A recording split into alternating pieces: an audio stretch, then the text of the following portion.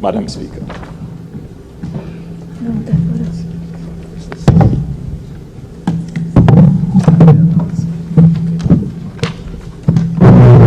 For the record, the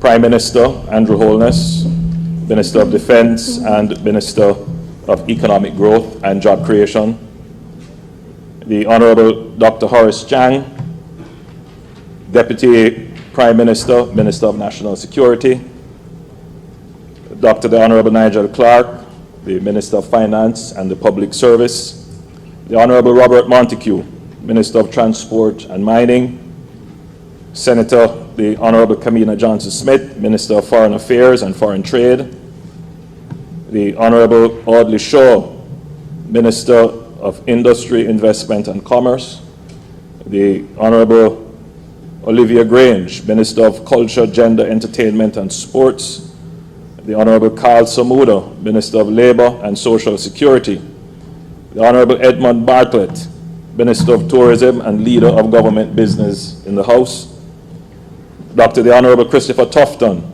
Minister of Health and Wellness, the Honorable Desmond McKenzie, Minister of Local Government and Rural Development, the Honorable Delroy Chuck, Minister of Justice, Honorable Favour Williams, Minister of Education, Youth and Information, Honorable Darrell Vaz, Minister of Science, Energy and Technology, Honorable Pernell Charles Jr., Minister of Housing, Urban Renewal, Environment and Climate Change, the Honorable Floyd Green, Minister of Agriculture and Fisheries, the Honorable Everald Warmington, Minister without portfolio in the Ministry of Economic Growth and Job Creation, Senator the Honorable Matthew Samuda, Minister without portfolio in the Ministry of National Security, and Senator the Honorable Orbin Hill, Minister without portfolio in the Ministry of Economic Growth and Job Creation.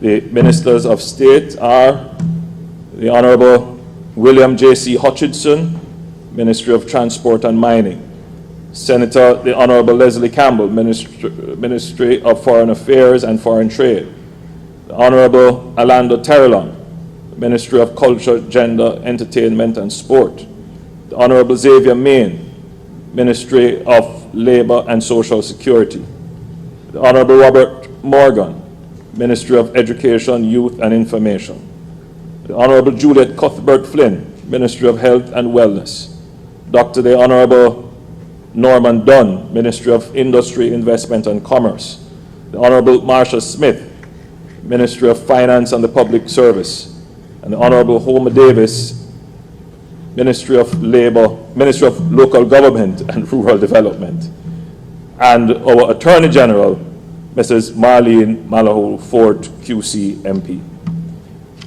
I ask the House to note the foregoing.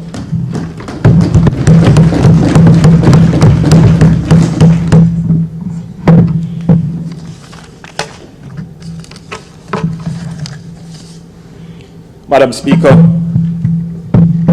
with the swearing in of senators and members of the House of Representatives, the government of Jamaica, the Parliament of Jamaica, is now firmly and decisively in place and ready to get down to business.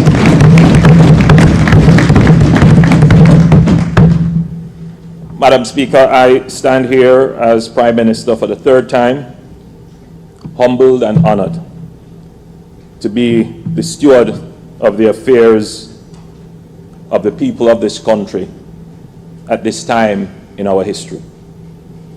I'm very seized of the magnitude of all the challenges we face, but I'm very motivated and I'm very optimistic of the energy, the skill, the thoughtfulness, and the commitment of the team that is assembled not just on my side of the House, but of the entire Parliament, of the entire government of Jamaica, of all the people of Jamaica, to overcome these challenges.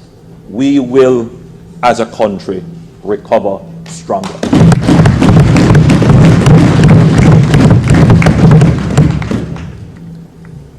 Madam Speaker, this is not a new position to you. You served from July 2011 to December 2011. A tremendous weight falls on your shoulders, but we know that you will be prudent, firm, and fair. I'm confident that there will be order in this House.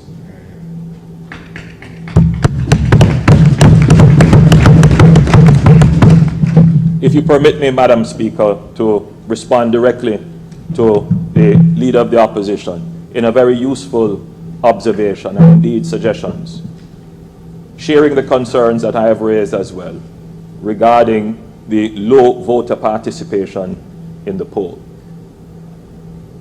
Madam Speaker, I would agree that there needs to be joint effort by both political parties and by the government to engage our voting population. And there are many ways in which this could be done. And indeed, we could put the Parliament to work on examining the possibilities of how we could have greater engagement. You use the term civic engagement, and I would advance that a little bit more to say we must, in this term, institute a strong program of civic education in our schools.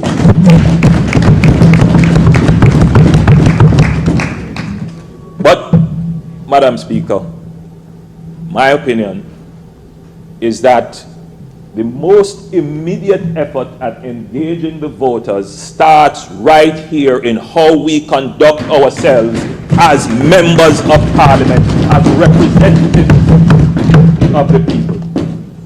We cannot hide away from the fact that a part of the disengagement is the frustration that the electorate has with how we conduct ourselves. There is a dissonance that we cannot ignore. I am of the view, Madam Speaker, that if each and every representative decides that we can be sharp, but we don't have to be abrasive.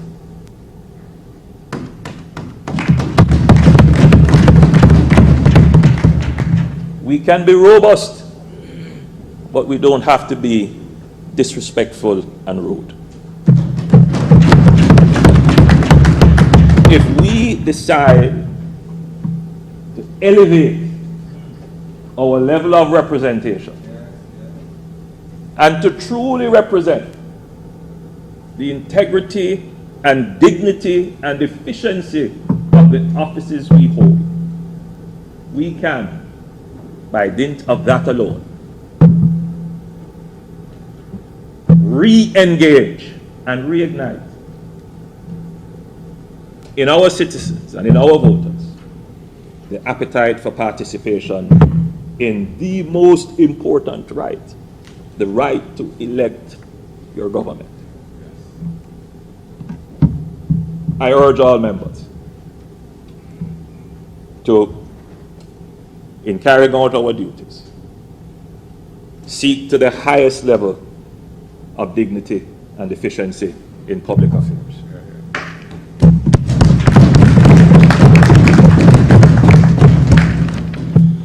Today marks a new day, one in which we must reflect on the realities of our times. These are not normal times.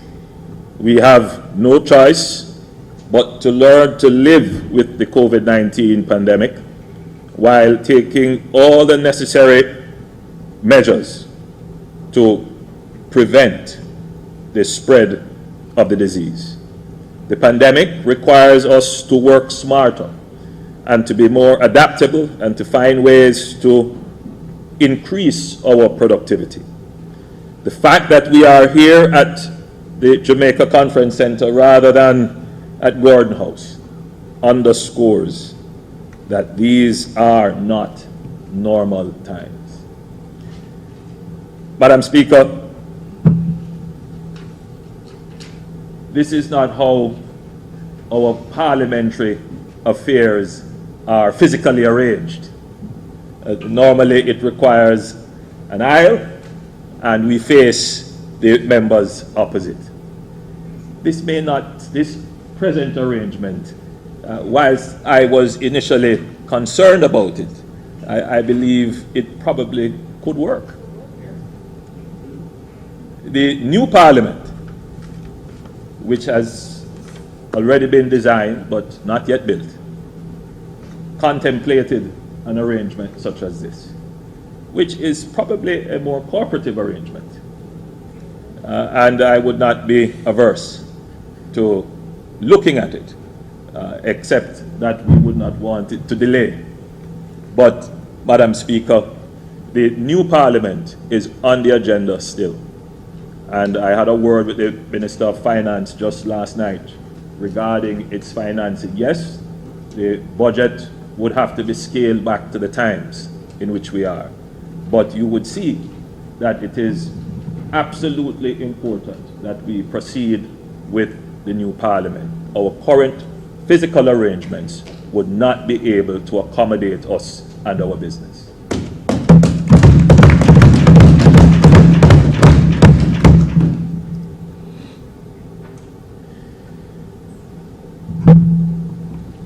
Madam Speaker, the Parliament functions with professional, dedicated and hard-working staff who support us in all that we do, and sometimes in less than sufficient circumstances.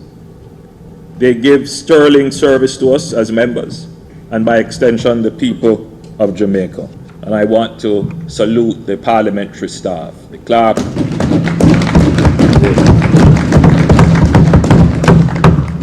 the orderlies, all the administrative staff, the Hansard, and if I continue to name, I'm certain I will leave out important groups.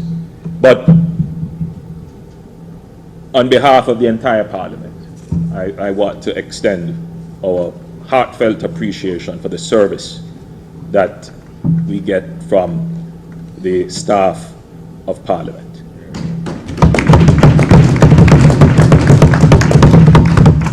Allow me also, Madam Speaker, to acknowledge the leadership and staff of the Electoral Office of Jamaica and all those who worked in the election. No one can doubt that even in a challenging time, we held a successful election. The observers, the supervisors, the presiding officers, the poll clerks, the indoor and outdoor agents, the one-day policemen, as we call them, all the dedicated staff, and our security forces. But we also had a new addition, Madam Speaker. I noticed when I went to vote that there were specialized staff for sanitization. And they did an amazing job in ensuring that within the precincts of the polling station, that all the infection prevention and control measures were followed.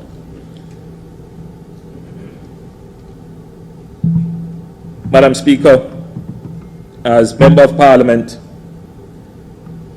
our conduct must be of the highest integrity, dignity, and efficiency. We sit as the elected leaders of our constituencies.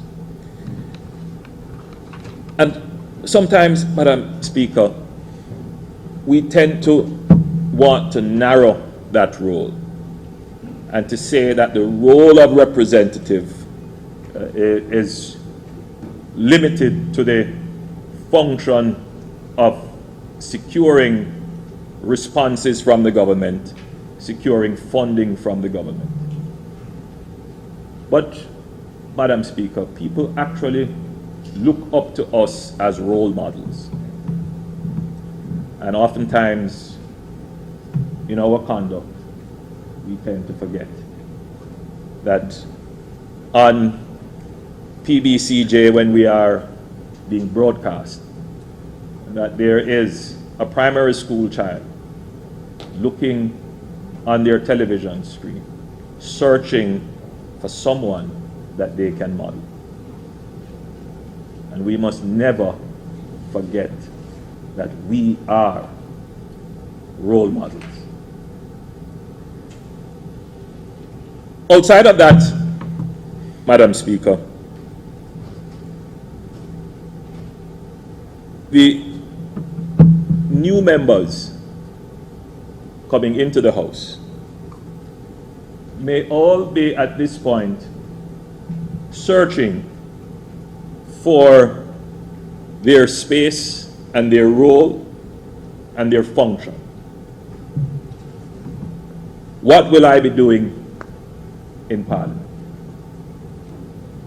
And in our system, we don't necessarily provide all the support for our new members of Parliament. We expect that having gone through a campaign, having gotten elected, and having taken up seat in the House, that they would immediately understand the role and functions and expectations of the office. Having been a new member of Parliament not so long ago, I quite understand that feeling. I wish to say to the new members elected, first of all, congratulations and welcome to the highest court in the land.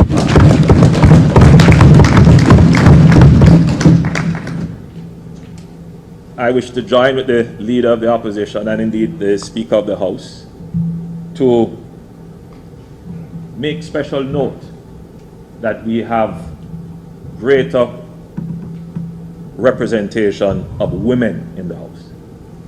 And I believe that that is a good thing.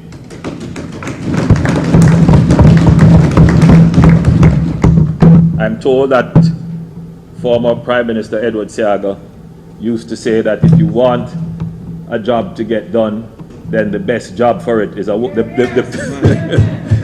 the best man for the job is a woman. I didn't hear him say it actually, but I'm told that that's what he said. I know it.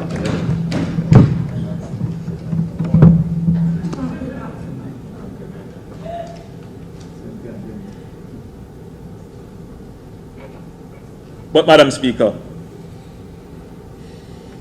it is said by, I believe it is Edmund Burke, that we are not here as delegates, as ambassadors, as agents to a position that is in conflict with other agents of other positions. But rather, this is a conference of a deliberative body, meaning that you are here to exercise your judgment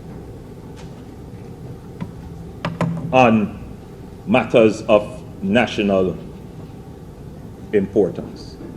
So your first role is to the nation. Your first priority is to look about Jamaica's interest. You're also here as representatives. So yes, you must pay attention to the needs of your constituency: water, roads, employment, all the other issues. And of course, there is always the not so hidden hand. You're here representing your party. But if you stack all of these roles in the order that I have put them to you, then we should all do a good job. Jamaica first, your constituency, and your other political obligations. But we must always remember, we are here for Jamaica's interest above all else. We have managed in the last term to achieve that. And I want to point out to members and to the leader of the opposition that I believe it was in this room. Was it? Yes. Probably was, or maybe in the room next door, that we were able to sign off on a national consensus on crime. I am saying at this point, Madam Speaker, that I don't believe that the election has changed that consensus, and that it still stands. We are committed to it, as the leader of the opposition has indicated.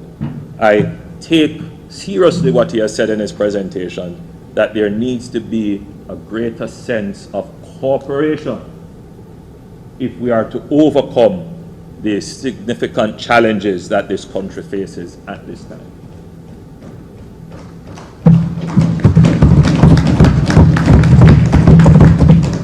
So as long as each member of the House is willing to place the order of priority, Jamaica first, then the spirit of cooperation will work for Jamaica's benefit.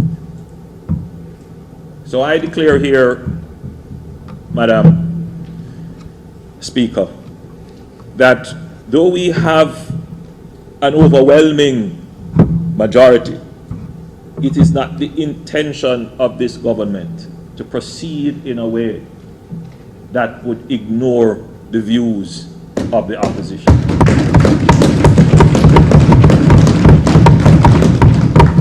It is my intention to continue in a spirit of cooperation and in building partnerships for a prosperous Jamaica.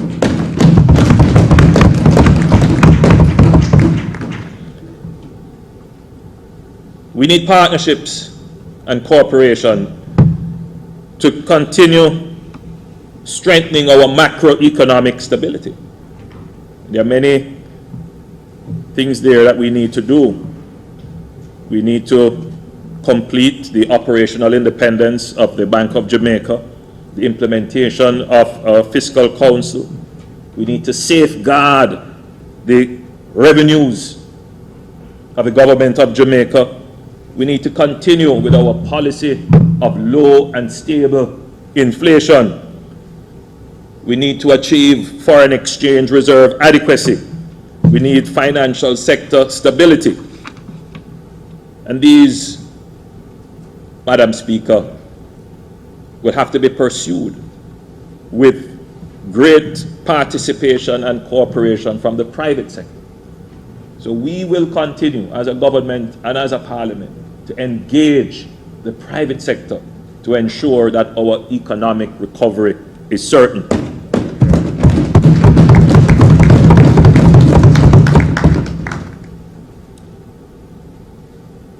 Madam Speaker, improving competitiveness and the investment climate is a task that this government must now make a priority. Many issues have been raised about growth, and now in the pandemic, certainly it will be very difficult to grow. And there are many reasons, many reasons have been proffered as to why it is that we are not growing. But I would like to think, Madam Speaker, that there are some institutional weaknesses, some structural weaknesses, some bureaucratic hurdles that have been in the way of growth. And now this administration, in this time, must be strong, must be strategic and must be deliberate in making the deep institutional reforms that are necessary, in removing the bureaucratic hurdles that have prevented us from taking off. This administration must ensure that our public bureaucracy is efficient so that we can gain the dividends of that efficiency in growth. We talk about the Customs Act, for example, which significant work has already been done on it, but we need to complete that. Mr. Speaker, we talk about creating a digital society, and it has largely been theoretical and more aspirational. We now need to truly bring our government into the digital age.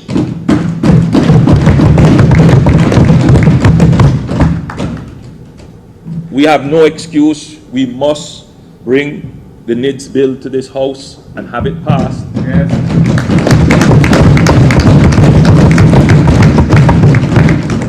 All government services, their business processes must be re-engineered and aligned with digital provision. Yes.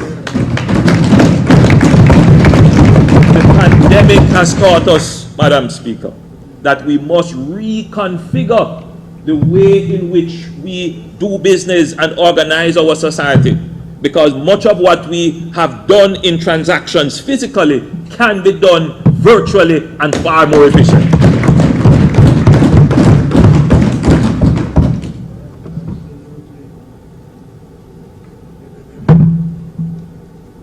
In the pandemic, we were quick out of the blocks with support for the most vulnerable. The care programs that we put in place, as much as we can and as much as our revenues will allow, and in my discussions with the Minister of Finance, we will continue to support as much as we can. I see the Minister of Finance, they are not quite. But as much as we can, we will continue to give support. We have committed to an agri-care support program for our farmers and fishermen. We have committed to loan guarantees to micro and small and medium-sized businesses to help them to recover in this time of pandemic. Madam Speaker, there is no doubt that for us to grow, we must develop the capacity to quickly, efficiently use our capital budget. One challenge has always been the low level of the capital budget. The other challenge has been the ability of the government to actually absorb the capital spending. With this challenge, no doubt we will have a smaller capital budget. But we cannot be slow in implementing the capital projects, even with a smaller budget.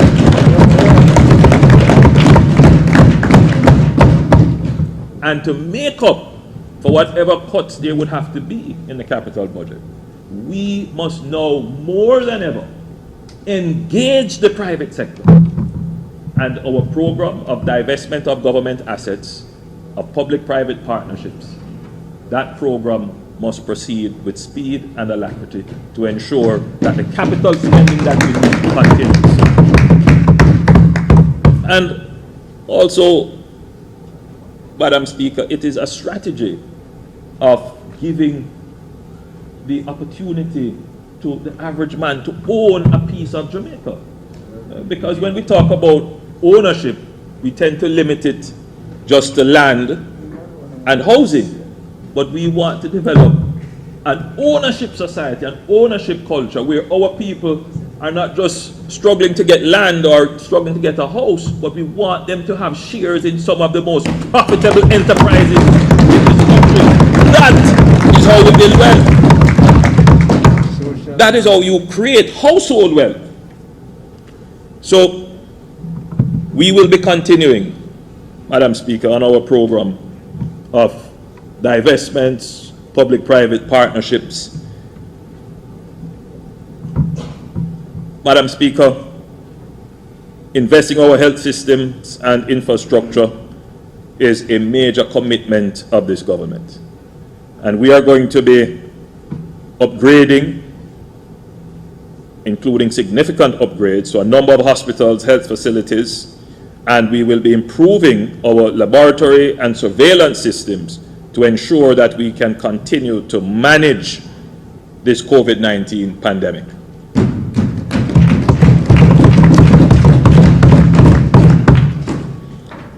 Madam Speaker, our social safety net.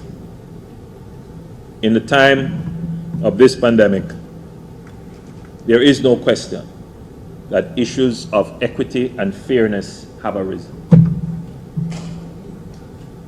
Our relative success in managing the pandemic has not only been that we have been able to ensure that we preserve lives. That has only been that we have been able to keep our economy going. But if you stop just for a moment and consider that in this pandemic, this government has been able to ensure the protection of the most vulnerable people.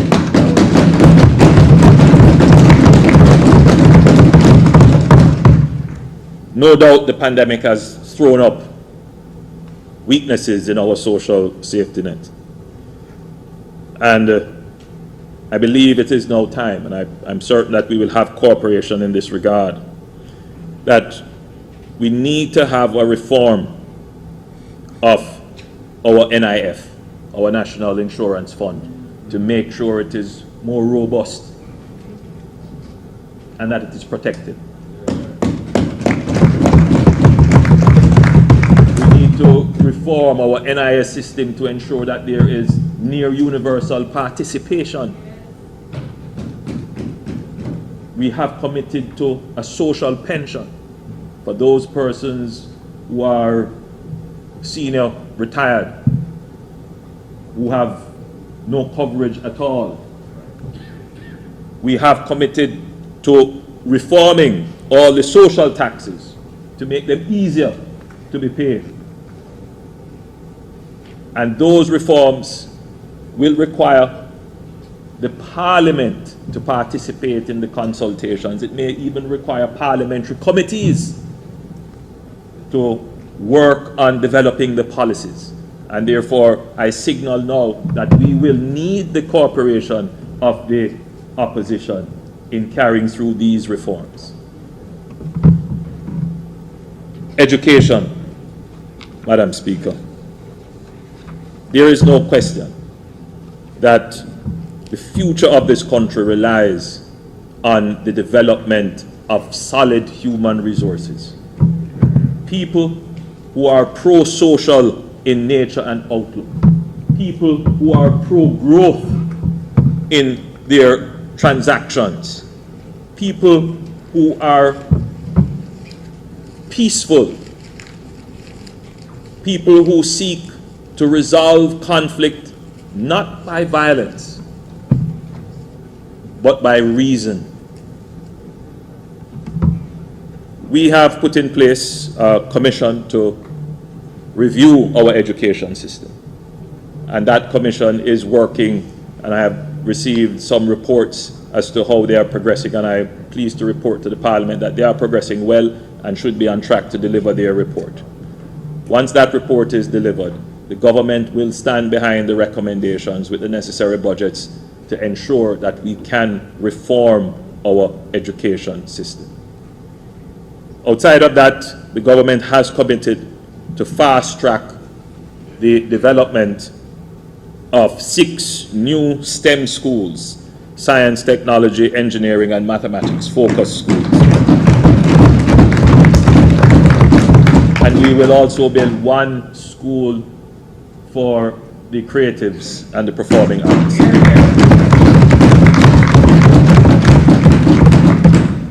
There's a reason why we need to do this, and very quickly. Jamaica has been left behind in many of the productive revolutions that have happened for many reasons. We cannot afford to be left behind in the fourth industrial revolution. Jamaica has everything to be a leader in this regard.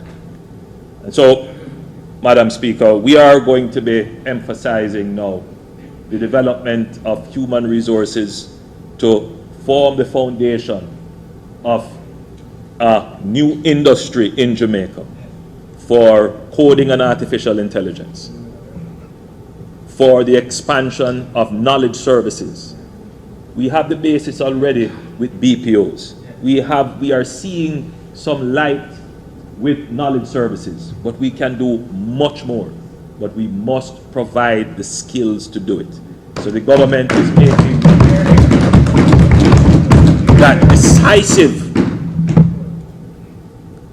investment in that area.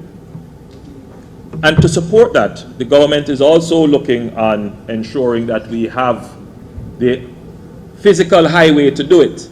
And I say the physical highway in the sense of the broadband support, internet.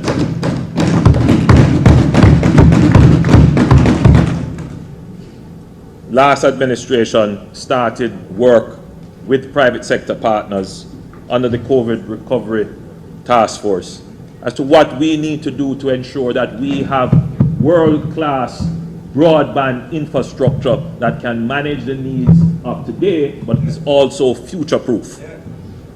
And we have started that process. And we are going to build that out. It will require massive mobilization of investment. We know we can do that, Madam Speaker. We know we can mobilize the investment right here in Jamaica to do it. We will put in place the backbone of a national broadband network that will provide the superhighway on which all the skills for artificial intelligence, for coding, for the creatives to develop content, for the development of film, all of that can be done right here in Jamaica if we put in our world-class broadband network.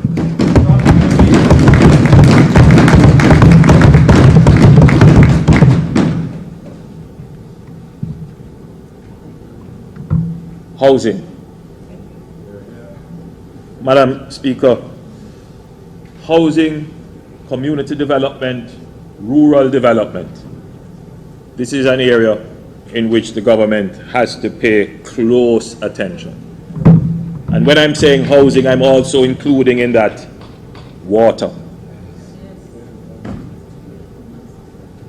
My travels across the country, the most urgent complaint, whether it is in rural areas or in urban areas, it's the reliability of water supply. Imagine, as you may have experienced yourself, Madam Speaker, going to a community that has not had water in 48 years. For as long as I've been alive, that community has never had piped water. And the joy that they feel in getting it. There shouldn't really be any community in Jamaica that does not have some access to potable water.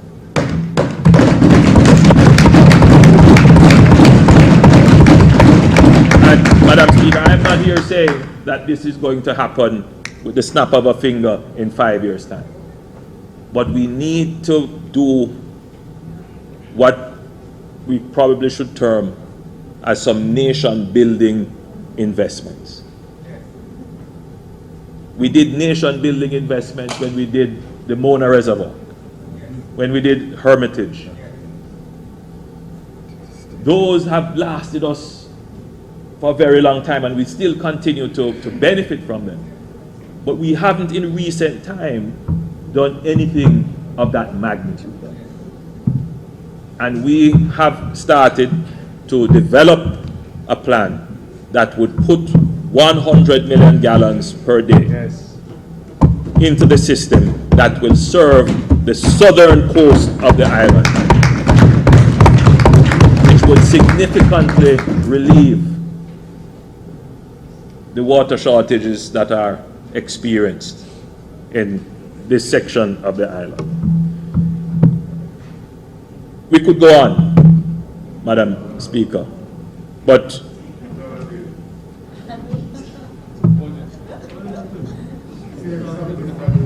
we will save some for later, as suggested by the leader of the opposition. But today, Madam Speaker, it is a time for us to reflect on our journey to this House. It is a time for us to commit to doing the best we can as representatives of the people to ensure that we fulfill their aspirations. It is a time for us to commit to the dignity and efficiency of the public bureaucracy. It is a time for us as all members to commit to the highest level of integrity in public affairs. It is a time for us to be optimistic and hopeful that in the midst of crisis, with great challenge, that Jamaica will overcome and recover stronger.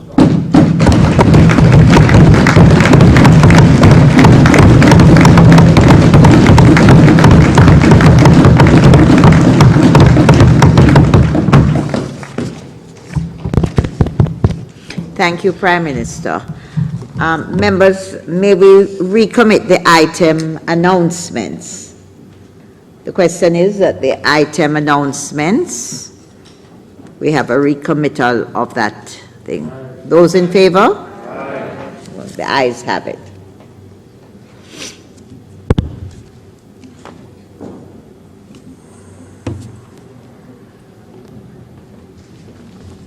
Laid on the table of the House today is the Ministry Paper number 63 of 2020.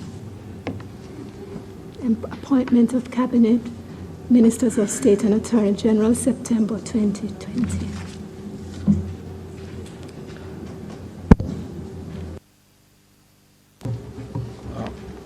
Madam Speaker,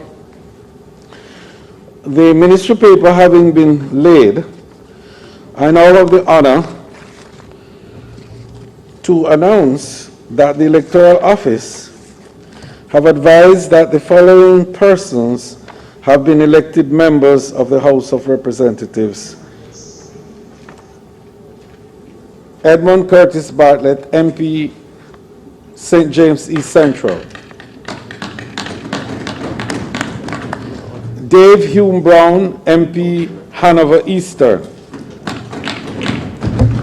Angela Rosemary Brown Burke, MP, South Western St. Andrew.